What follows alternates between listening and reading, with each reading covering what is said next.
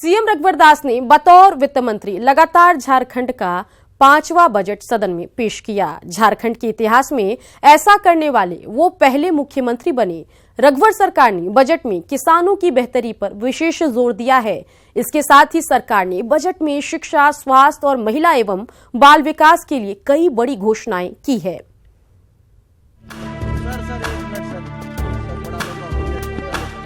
मुख्यमंत्री और वित्त मंत्री रघुवर दास ने विधानसभा में मंगलवार को वित्तीय वर्ष 2019-20 का बजट पेश किया। कुल 85,429 करोड़ रुपए के इस बजट में 2.26% वित्तीय घाटा होने का अनुमान है। राज्य सरकार ने आगामी वित्तीय वर्ष के लिए सकल घरेलू उत्पाद में 6.9% की बढ़ोतरी का अनुमान लगाया है। वहीं राज्य सरकार की ओर से जानकारी दी गई कि पिछले बजट में कुल 103 घोषणाएं की गई थी, जिनमें से एक को छोड़कर सभी योजनाएं शुरू हो चुकी हैं। बजट 2019-20 की बड़ी बातें। आगामी वित्तीय वर्ष में घर घर में बिजली पहुंचाने का वादा। सामाजिक क्षेत्र के लिए 28,000 करोड़ का प्रावधान। सकल घरेलू उत्पाद 2,26,000 करोड़ होने का अनुमान। 3,000 बिरसा आवास बनाने का लक्ष्य। 1,50,000 प्रधानमंत्री आवास बनाने का लक्ष्य। जमशेदपुर, बोकारो, दुमका में हवाई सेवा शुरू करने का लक्ष्य। कमजोर वर्गों को 1,000 रुपए पेंशन की घोषणा। 64 पुलिस स्टेशन की बाउंड्री वॉल बनाने का ऐलान। एकीकृत डायल 112 की शुरुआत करने का ऐलान।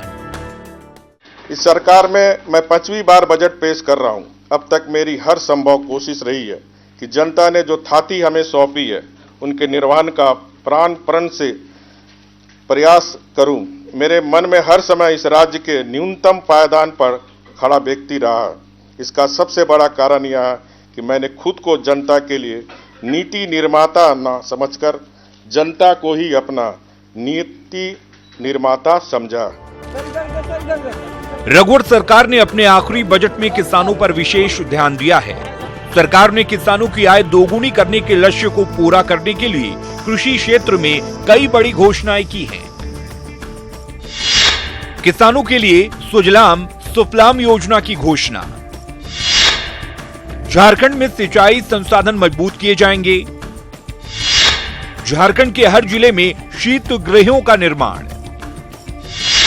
देवघर, साहिबगंज में डेयरी प्लांट खोला जाएगा। प्रगतिशील डेयरी किसानों को 50 गायें मिलेंगी। कामधेनु डेयरी फार्मिंग योजना शुरू की जाएगी। 1 लाख से ज्यादा मछुआरों का सामूहिक बीमा किया जाएगा। मुख्यमंत्री कृषि आशीर्वाद योजना शुरू की जाएगी। प्रति एकड़ 5,000 रुपए की मदद दी जाएगी। राज्य के किसानों की आय दुगुनी करने का लक्ष्य रखा गया। कृषि, पशुपालन, सहकारिता, गव्य मत्स्य लाह, तसर, मुर्गी पालन, अंडा उत्पादन, हस्तशिल्प, ऊर्जा एवं सिंचाई पर क्षेत्रों को समेकित रूप में कन्वर्ज करते हुए पहली बार 2016-17 में कृषि बजट की परिकल्पना की गई थी। आगामी वित्तीय वर्ष 2019-20 में प्रस्तावित कृषि बजट 7,231.40 करोड़ रुपए है, जो पिछली वर्ष की तुलना में 24.51% अधिक है। किसानों के साथ साथ रघुवर सरकार ने आम लोगों के स्वास्थ्य सुविधाओं का भी पूरा ध्यान दिया है। रिम्स में MBBS की सीटों में इजाफा होगा। 104 हेल्पलाइन और ममता वाहन का संचालन किया जाएगा। मुख्यमंत्री बाइक एम्बुलेंस योजना शुरू की जाएगी। झारखंड में PM जन आरोग्य योजना लागू की जाएगी। 57 लाख परिवारों को योजना का लाभ मिलेगा। रघुवर सरकार ने इस बार बजट में स्वास्थ्य के साथ साथ शिक्षा जैसी बुनियादी सुविधा पर भी विशेष ध्यान दिया है। गोड्डा में सैनिक स्कूल की स्थापना की जाएगी। मुख्यमंत्री मेगा छात्रवृत्ति योजना शुरू की जाएगी। मुख्यमंत्री विद्यालक्ष्मी योजना लागू होगी। चुनी गई छात्राओं को 6000 की मदद मिलेगी। झारखंड के 5 जिलों में साक्षर भारत योजना लागू की जाएगी। ट्वीन यूनिवर्सिटी के भवन निर्माण में तेजी लाई जाएगी। 2 कॉलेजों को यूनिवर्सिटी का दर्जा देने का ऐलान हुआ। सभी कॉलेजों में स्टार्टअप सेंटर खोले जाएंगे। रांची में स्किल सेंटर की स्थापना की जा रही है। बालूमाथ और चंदन कियारी में डिग्री कॉलेज की स्थापना होगी। 2019-20 के इस बजट में रघुवर सरकार ने कुपोषण से जूझ रहे झारखंड में महिलाओं और बच्चों के विकास के लिए भी बड़ी घोषणाएं की हैं। सखी मंडलों को सशक्त करने का लक्ष्य। निर्भया फंड के तहत 21 जिलों में वन स्टॉप सेंटर। सदन में अलग से जेंडर बजट पेश किया गया है। जनजातियों के विकास के लिए रकम का प्रावधान। नौनिहालों के स्वास्थ्य और पोषण पर ध्यान। सदन में पहली बार अलग से 6182.44 करोड़ चाइल्ड बजट पेश किया गया है। झारखंड की महिलाओं की कार्य क्षमता पर हमें नाज है। राज्य की महिलाओं के समग्र विकास हेतु सखी मंडलों को सशक्त और जीवन संस्था के रूप में विकसित करने की कार्रवाई की जा रही है। इन सखी मंडलों के माध्यम से उत्पादित की जा रही सामग्रियों को स्केल अप करके उनका विपणन स्थानीय बाजार तथा राज्य के स्कूलों, अस्पतालों, सरकारी कार्यालयों एवं बाजारों में सुनिश्चित किया जाएगा। इससे इन सखी मंडल के सदस्यों की आय में वृद्धि हो सकेगी। 2019-20 में राज्य सरकार ने मुख्यमंत्री आजीविका संवर्धन योजना के नाम से एक नई योजना प्रारंभ करने का निर्णय लिया है। इस योजना के अंतर्गत सखी मंडलों के तर्ज पर पुरुषों के स्वयं सहायता समूह का गठन कर उन्हें तकनीक प्रशिक्षण, कौशल वृद्धि एवं वित्तीय सहयोग प्रदान किया जाएगा ताकि उनकी आय में सतत वृद्धि हो सके तथा परंपरागत शिल्प कला का भी संरक्षण एवं संवर्धन किया जा सके। कुल मिलाकर देखें तो रघुवर सरकार ने बजट में न सिर्फ बुनियादी ढांचे को मजबूत बनाने पर जोर दिया है, बल्कि वंचितों, पिछड़ों और बेरोजगारों के लिए भी आगे बढ़ने का अवसर प्रदान करने के लिए कई अहम फैसले लिए हैं। रांची से राजेश कुमार के साथ ब्यूरो रिपोर्ट, न्यूज़ 18। बजट में वृद्धा, विधवा, दिव्यांग और कुष्ठ रोगियों के पेंशन को 600 से बढ़ाकर 1000 रुपए करने का प्रावधान है। वहीं किसानों के लिए मुख्यमंत्री कृषि आशीर्वाद योजना की बात कही गई है। इस योजना के तहत राज्य के सभी किसानों को प्रति एकड़ 5000 रुपए सहायता राशि देने का प्रावधान है। बजट पेश करने के बाद मुख्यमंत्री रघुवर दास ने लगातार 5वीं बार बजट पेश करने का सौभाग्य देने के लिए प्रदेश की जनता को बधाई दी। साथ ही सरकार के बेहतर काम का श्रेय टीम झारखंड को दिया। इसके अलावा सीएम ने प्रदेश से गरीबी को नेस्तनाबूद करने के लिए युवाओं को सशक्त करने पर जोर दिया।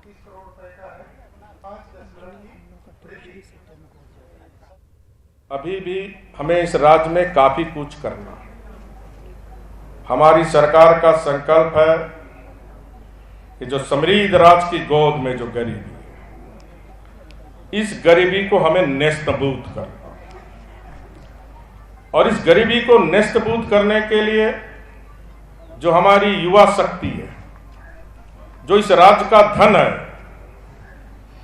इसको इंपावर करना, इस नारी शक्ति को भी आर्थिक रूप से सशक्तिकरण, राजनीतिक रूप से सशक्तिकरण, सामाजिक रूप से सशक्तिकरण, ये हमारी सरकार की प्राथमिकता।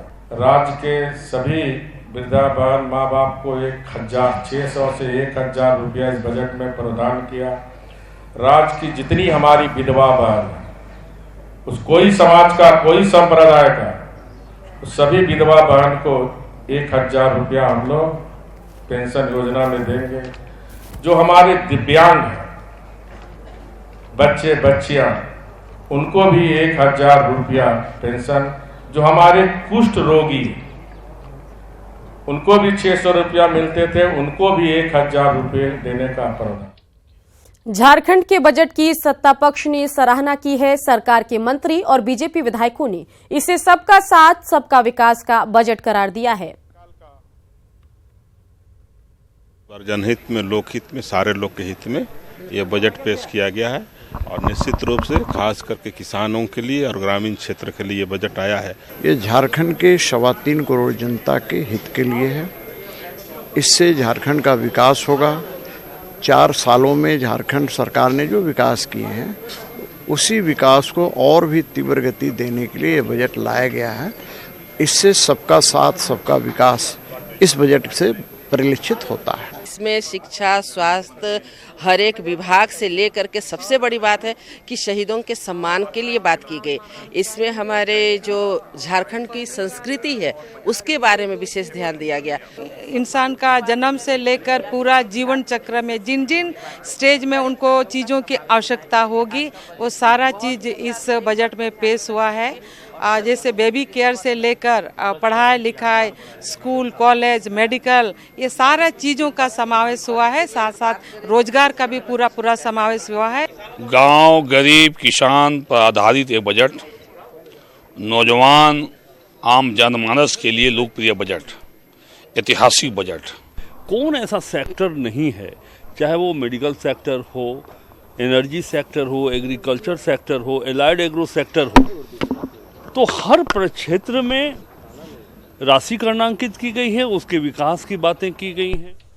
वहीं विपक्ष ने इस बजट को घोषणाओं का बजट कहा। विपक्ष का कहना है कि चुनावी साल है, लिहाजा इसमें सिर्फ घोषणाओं की बौछार की गई है। इससे आम लोगों को कोई फायदा नहीं होगा। कागजी आंकड़ों के माध्यम से अपने चेहरे को चमकाने का प्रयास हो रहा है, लेकिन इसके विपरीत वास्तविकता बिल्कुल आपको अलग दिखाई देगा। तो मुझे लगता है कि ये सरकार नहीं, ये भारतीय जनता पार्टी का अपना मैनिफेस्टो है, लेकिन राज्य की जरूरतों को पूरा करने वाली ये बजट नहीं है। चुनावी दृष्टि से कुछ लोग लुभावन चीज़ों को देने का प्रयास किया है कि भाई बच्चा रो रहा है तो उनके मुंह में चॉकलेट दे दो। किसानों को उन्होंने लुभाने का प्रयास किया, लेकिन किसानों की जो समस्याएं हैं, जो कर्ज से, बोझ से लदे हुए हैं, न तो इस बजट में कर्ज माफी की घोषणा है। माइनॉरिटीज के लिए, स्पेशली माइनॉरिटीज की मैं बात कर रहा हूँ, एक भी योजनाएं उनके लिए कोई करणांकित नहीं की है। कैसे उनको हम आगे लाएं, कैसे मुख्य धारा पे लाएं। और तो और इसलिए मैंने कहा कि ये सरकार उनके साथ इतनी नाइंसाफी कर रही है। कोई नई योजनाएं उनके लिए, माइनॉरिटीज के लिए कोई नई योजनाएं उनके लिए नहीं है। युवाओं के लिए इसमें कुछ नया नहीं है। मैंने एक चीज़ नया देखा कि ई बैंकिंग, केवल जो बाहर से जो पैसे आए, लेन देन कैसे, झारखंड का पैसा बाहर कैसे जाए, इसको मजबूत करने का काम इन लोगों ने किया इस बजट में। यही सबसे बड़ी उपलब्धि है। तो ये क्या अपने रिपोर्ट पेश करेंगे? आप जाकर आप जाइए झारखंड में, हर एक कोने में किसान जो है परेशान है, महिला परेशान है, आदिवासी परेशान है, अनुसूचित जाति परेशान है, बच्चे लोग परेशान है, टीचर परेशान है, आंगनबाड़ी वर्कर परेशान है। इस राज्य में 80,000 करोड़ से ज्यादा का तो डेप्थ पे है, ये घाटे का ये राज चल रहा है। जो कभी राज बना था तो सरप्लस बजट का स्टेट था, आज घाटे का स्टेट है। दूसरा, झारखंड विधानसभा के अध्यक्ष दिनेश उरांव ने बीजेपी विधायक ढुल्लू महतो को एक दिन के लिए सदन से बाहर निकाल दिया। दरअसल विधायक ढुल्लू महतो ने सदन में विस्थापितों का मुद्दा उठाया और इसी दौरान वो अन्य सदस्यों से बेवजह बहस कर बैठे। विधायक की इस हरकत से नाराज स्पीकर ने मार्शलों को सदन में बुलाया, फिर ढुल्लू महतो को सदन से बाहर कर दिया गया।